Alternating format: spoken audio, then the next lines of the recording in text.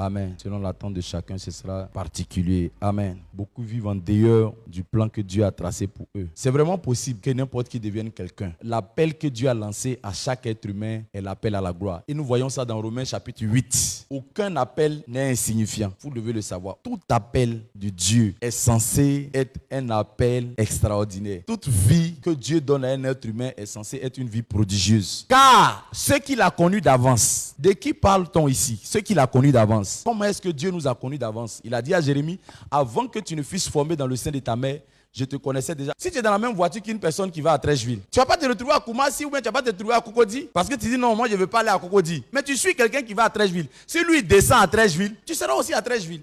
Donc si tu suis le diable où il va là, c'est là-bas aussi tu iras. Que tu le dises ou que tu ne le dises pas, c'est comme ça que ça marche. Le but final là, c'est que nous soyons glorifiés. Mais bizarrement, souvent on s'arrête à cette étape. On a justifié seulement, c'est pas tout. Tout appel de Dieu est censé te donner ou est censé te conduire à la gloire. Il dit après les avoir justifiés, il les a aussi glorifiés. Il ne faut pas penser que parce que Dieu prévoit la gloire pour toi, ça va forcément arriver. Il faut que tu saches qu'il y a des prérequis. Même quand Dieu veut. Oui, les rêves ne s'accomplissent pas tous. Parce qu'il y a un chemin pour arriver là-bas. C'est ce que nous allons partager durant ces 3 jours, par la grâce de Dieu. N'importe qui peut devenir quelqu'un. N'importe qui. Le diable est un menteur. Il y a des gens qui pensent que pour qu'ils puissent devenir quelqu'un selon Dieu, j'ai dit bien selon Dieu, pas dans la vie, mais selon Dieu, ils ont besoin de commencer à plus 20, plus 30. Ils ont besoin de certaines conditions. C'est faux. Dans la Bible, vous allez voir que Dieu a pris n'importe qui pour en faire des personnes importantes. Regardez le type de personnes que Dieu choisit. Celles qu'on méprise, celles qui ne sont point, pour réduire à néant celles qui sont, oui, afin que nulle chair ne se glorifie devant Dieu. En fait, c'est la raison pour laquelle Dieu choisit les gens bizarres. Parce que une des choses qui arrive, quand les gens ont déjà quelque chose, et puis viennent à Dieu, ils pensent que c'est la raison pour laquelle ils seront quelqu'un ou bien ils vont réussir demain. Donc Dieu fait en sorte, quand vous regardez un peu les gens comme Joseph, Joseph était un enfant qui était très choyé par son père, choyé, apprécié. Il a la tunique de plusieurs couleurs. Pourtant, il est le 11e enfant. Pour lui, son avenir est garanti jusqu'à ce qu'il ait 2 rêves. Les 2 rêves qu'il a eu. Si Joseph ne se disait pas quelqu'un qui est bien placé pour accomplir ses rêves, je t'assure qu'il n'aurait pas dit ça à ses frères. Mais il s'est dit qu'il y a déjà des conditions qui présupposent que ça là, ça va marcher. Sinon,